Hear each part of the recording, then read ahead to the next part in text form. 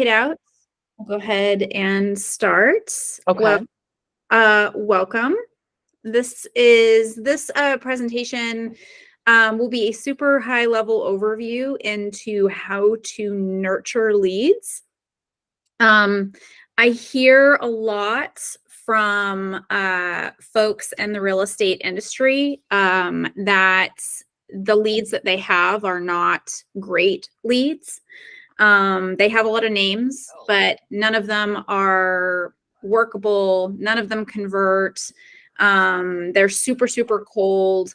And so understanding how to take a list of names and then nurture them into active clients is it has always it's the challenge for every marketer, and obviously that pertains to the world of real estate as well. So there's no shortage of names that real estate agents can acquire, whether they're paying from them or you have partnerships or subscriptions to lead gen companies, etc.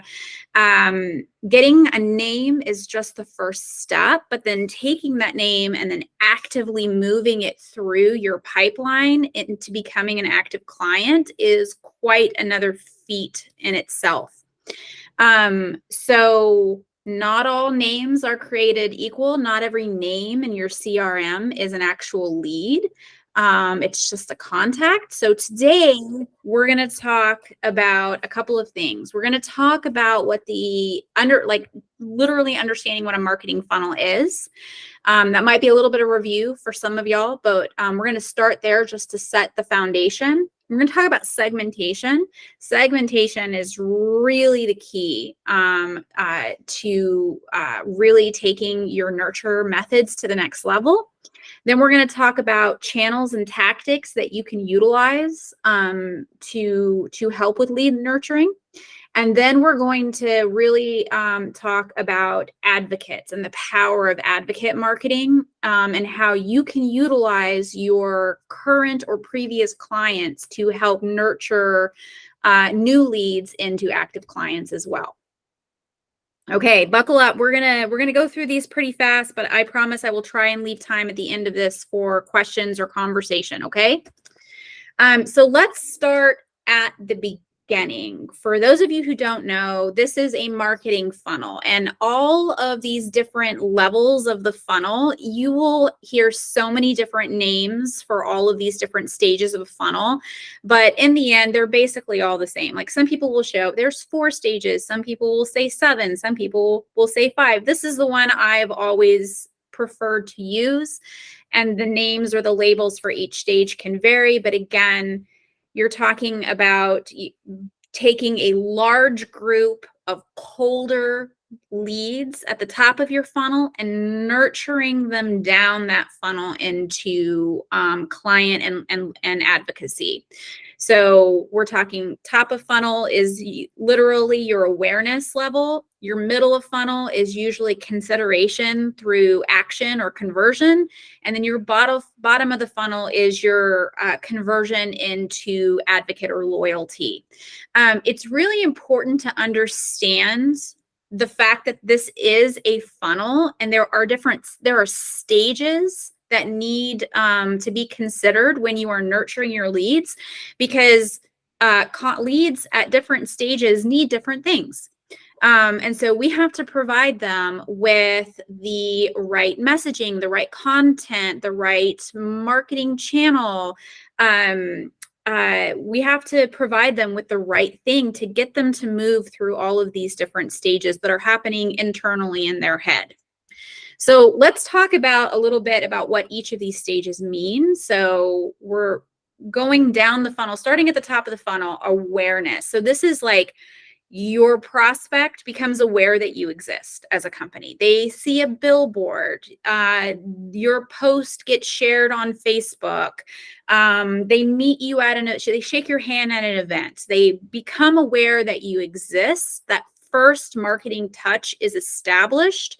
And we're going to talk about how Some channels are more specific to certain stages of the funnel, but there's a lot of overlap too, right? So social media could be literally any stage of the funnel. But you're probably not going to try to use direct mail to convert somebody. You're going to use direct mail to make them aware that you exist or to help nurture them. So we'll talk a little bit about that as we go through these. So awareness is your top of funnel. Once they're aware that you're existing, then you're coming down into consideration, right? So your brand awareness, brand awareness, brand awareness. And now they're going to consider you. Maybe now they're ready to sell their home. Who am I going to use? I'm going to start to consider my options, right? So they remember they saw your billboard. They remember they saw your Facebook post. I'm going to go consider all my options. They're going to start to research you. And they'll probably do that asynchronously. They're doing that on their own. They're visiting your website. They're trolling you on Instagram. They're beginning to nurture themselves into understanding who you are. Then that next level down is decision. They've researched their options. They've weighed the value of you versus somebody else, and now they're ready to make a decision. Now they want to have a conversation. They want to hear what you have to say. They want to hear what others have to say. They're making a decision, and this is where things like testimonials, brochures, your contract come into play. The types of channels that are going to get them through to that next hump. If they're already in this middle of funnel area, and like a super high level email is not going to cut it. A organic social post with thought leadership is not going to cut it. You need a little bit, they need a more serious channel, a more serious message to help get them through that next stage. Once they've made their decision, now they're taking action. They are converting. They are signing a contract. They are viewing a house. They are doing things with you. They have made the decision and they have taken action. So this is where that transition from prospect to actual client happens. But for us in real estate, just because we have made the decision and a conversion has happened and now they are a client, it doesn't, the funnel does not end. You are still working with them. They are still, every touch that you have with them, every phone call, every text, every home viewing, you are marketing to them. That's called customer marketing. You are continually nurturing them. You are continually providing them with value. And that is all marketing, ladies and gentlemen. So this is where things like the onboarding process, the entire client experience, the T-shirt you give them, the bouquet of flowers when they close on their house, those are the channels that you should be thinking about using to get them down to that next level, which is loyalty. Those are your advocates. So it's not your goal. All of our goals, it's not enough to close a deal. At that point, and we want to delight them so much that we get them to that very bottom of the funnel, which is advocate loyalty, so that they become repeat customers, so that they tell all of their friends, so that you can pass them off as a reference for the next time somebody wants a reference for you. So these are it. These are our 5 stages. This is what they mean, and we're going to talk a little bit about why understanding these different layers is important for your nurturing strategy. If we can understand what our potential customers are going through, that's where psychology comes into marketing. If we can understand what they're going through, what they need, it becomes much easier for us to nurture them through that funnel, get them to become a client, and then eventually get them to become an advocate for us. So this is where we begin to talk about segmentation. And segmentation is arguably one of the most important strategic ideas that you can use in lead nurturing. So we all, myself included, have a CRM full of names. It doesn't matter whether it's 100 names or 100,000 names. Regardless of how many names you have in your CRM or on your lead list, using the same messaging and the same tactics for all of those names is a horrible idea, because what I need as a prospect is probably completely different than the next name on the list, and the next name after them, and the next name after them. All of these names are, even though they're all on a lead list, they all need different things. They all have different priorities. They all have different goals. So as we begin to understand the names on our lists, then we can start to segment them, and then we can target them with specific messaging, with the right channels, to get them to move through that funnel faster, and more efficient, or effectively. So these are just some of the ways that you can start to segment your audience. These are not, this is not by all means an exhaustive list, but some of the ways that you can start to segment your lists are funnel stage. So you can literally create email campaigns for people at the top of the funnel versus folks who are in the decision mode.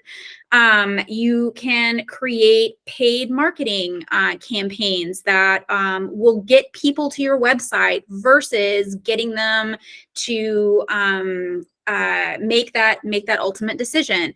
As we segment our people, we can send them more targeted things specifically on where to get them to move to that next stage in the funnel. And we can ask them to make to do specific actions to get them to move through that funnel.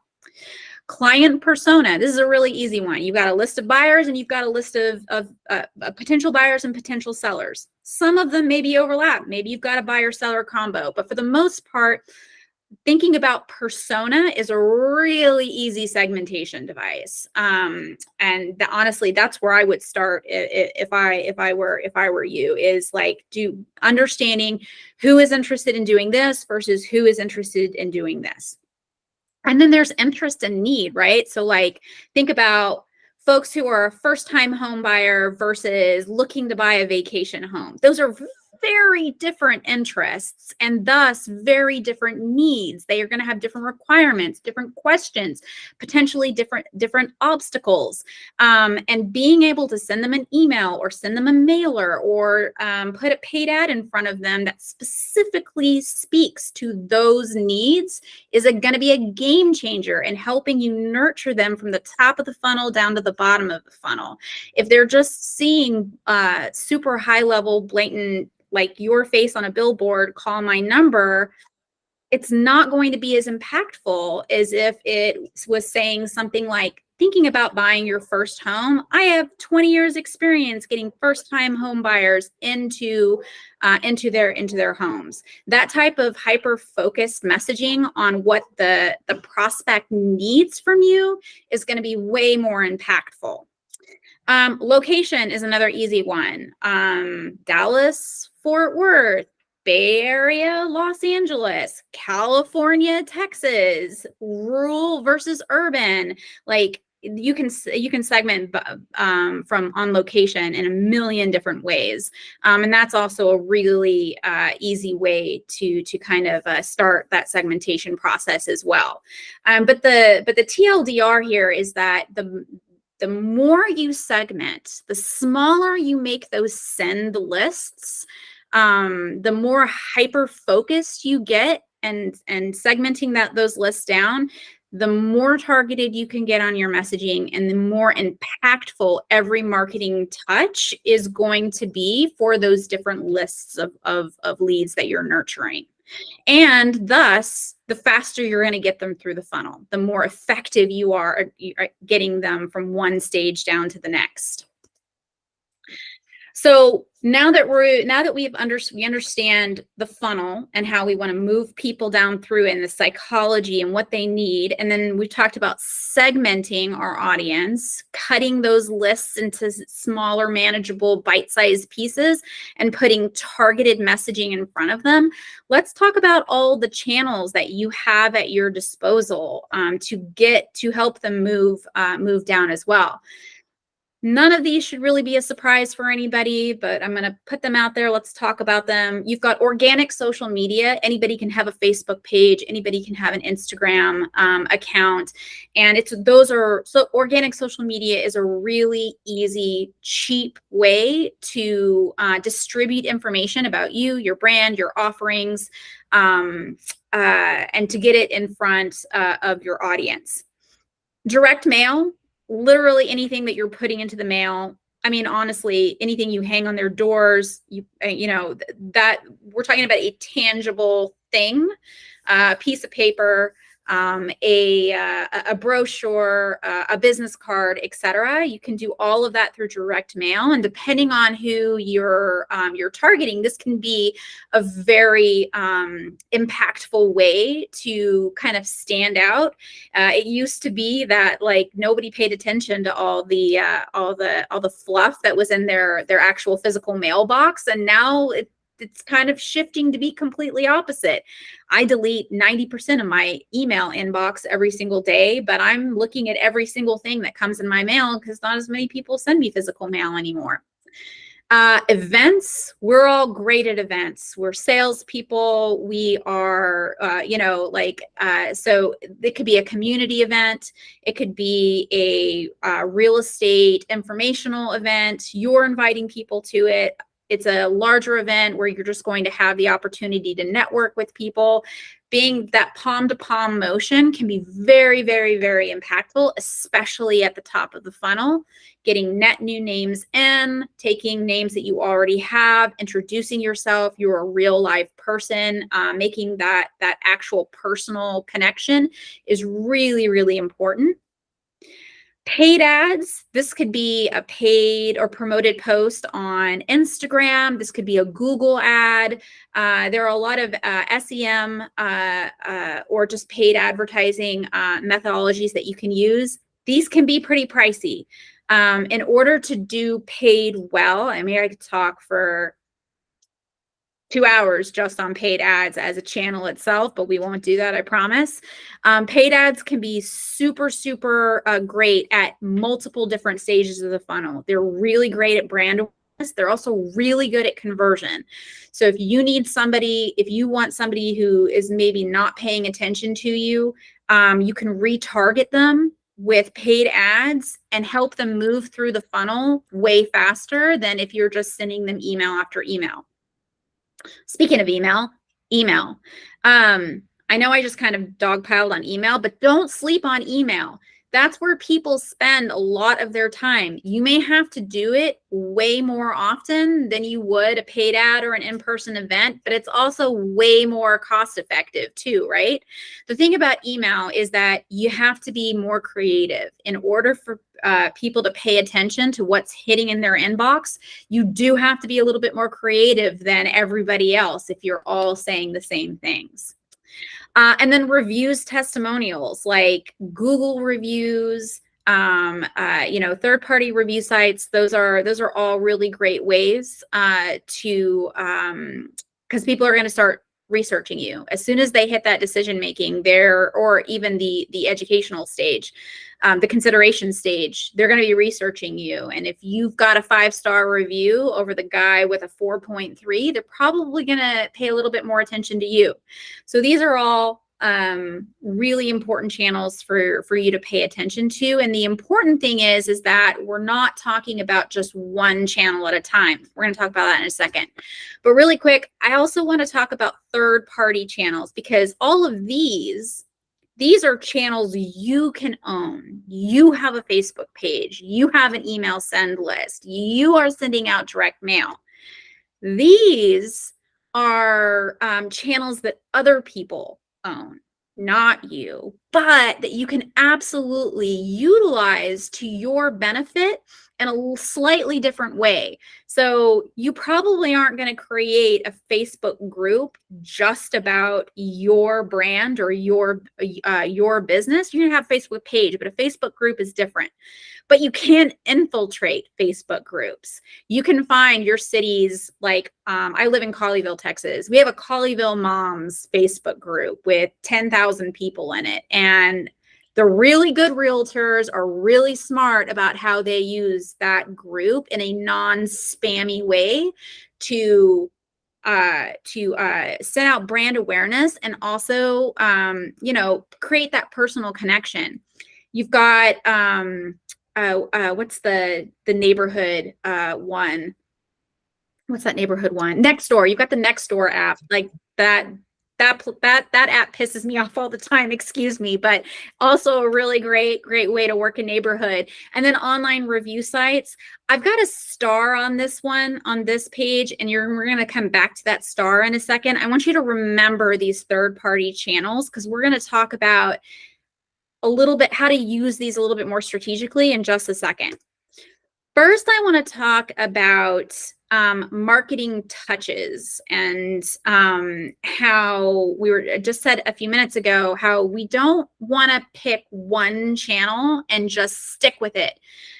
1,000 emails does not a client make. That's not how it works. And while you do have to have a lot of touches, you're probably gonna touch somebody anywhere 10, 20, 30, sometimes before they're ready to do business with you. But it's important that, especially in real estate, when they do make that decision, when something clicks in their head and they're like, it's time to sell, that your brand is the first thing they think of. Oh my gosh, she's been emailing me for like 6 months. I'm going to go find that email. Where is that email? Oh my gosh, I just got a flyer about that like last week. Where did I put that flyer? Is it still on the kitchen counter? I think it's on the refrigerator. If you have been in their face for months and months and months and months, when that decision is made, they're going to remember you.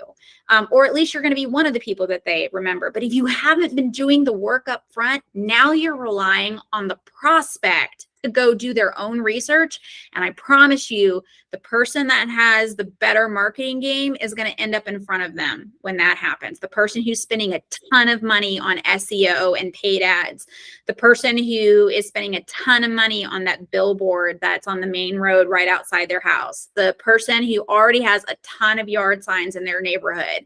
So don't wait.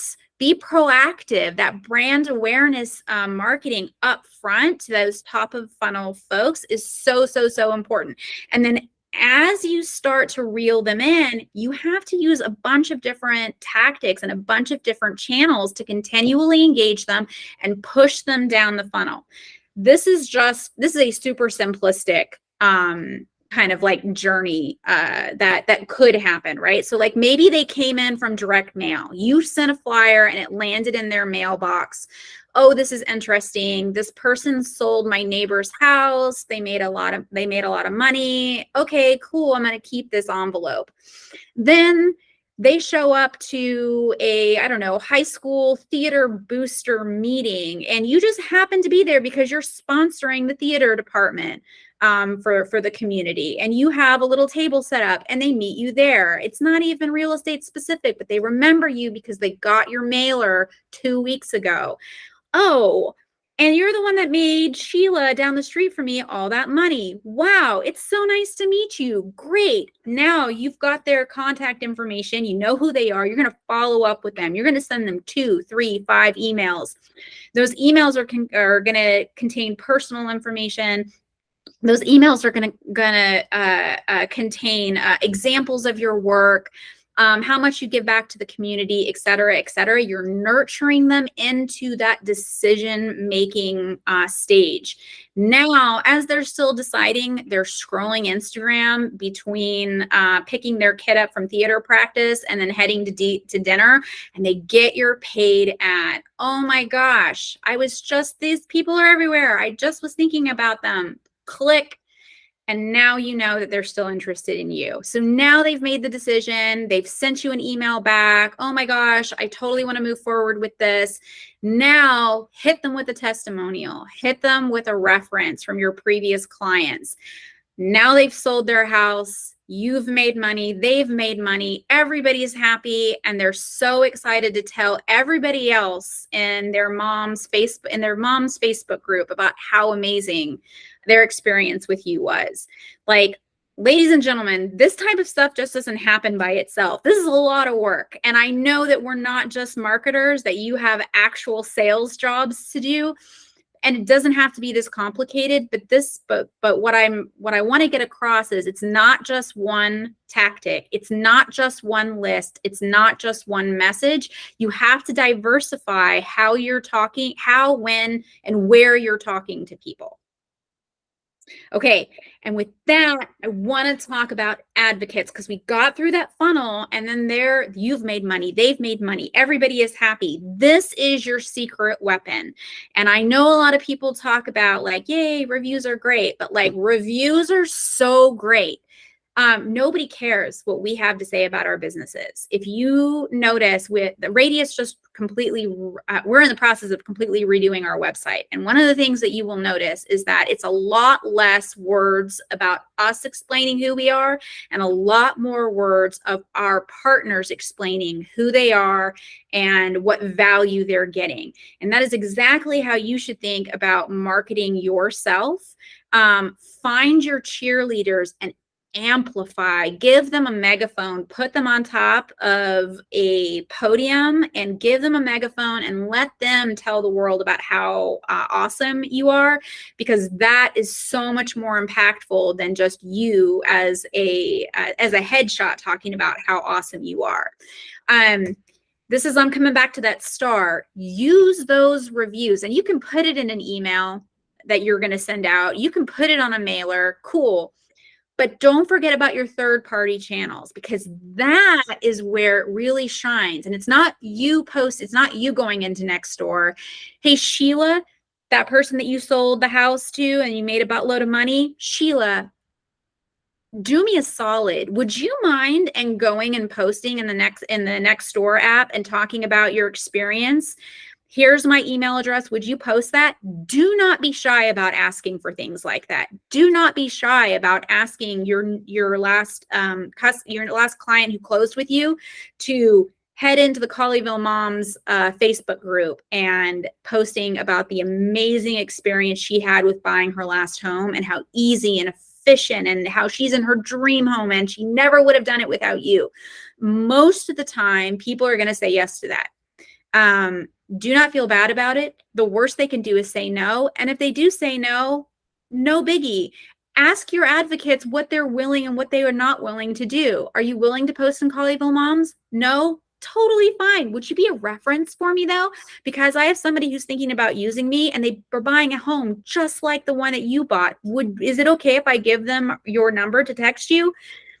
Be upfront, be bold, ask for those moments from your happy customers and use that everywhere you can. Ask them to give you 5-star reviews on Google. Ask them for a testimonial. Ask them ask them to film a little video and put it on Instagram or whatever. They may say no, but they're still going to love you. And honestly, like, if they love you, like I have a hard time believing that they would say no for at least one of those types of actions. Okay, I've gone over a little bit, and that was like super fast. This is only a 30-minute room. Questions? What else can we dive into? Who wants to talk about what? Was this helpful? What do we think? Do we have anything else to chat about? I think it'd be great if you could break down each one of those sections into separate rooms, because I think you go a lot. No, but I'm just saying, you're just touching on the surface, right? Mm-hmm. So I think it would be great if you can make this out of a series, because you have a good slide deck. They're really solid. It's simple to read. You know, it makes sure people understand the basics of marketing, right? So I'm saying you did all that. It's perfect. I'm just saying this is good, but if you could, I think there should be other rooms that you do down the road that are specifically focused. Yeah. What specific topics would you like to hear about, Jason? Well, I mean, every one of them, right? Cover the whole basis. And I know that's a lot, like, because social media to some people is one thing, and then, doing online reviews is another. Yeah. So it's just different opinions. Okay. Yeah. So, but I like how you dove into it pretty strongly and, knocked it out concise. That was great. Great. Love that. Jaynette, lovely to have you. I know you're muted, and that's totally fine. You don't have to come on, but love to see you in a room. Hope you're doing well, lady. Okay, I know we're 6 minutes over, so I'm going to wrap this up. Hi, Jaynette. Thanks so much for being here. And Jason, love the suggestion to go into more specifics and look for more of those rooms coming soon. Sounds great. Thank you. Thank you. Everybody have a great day.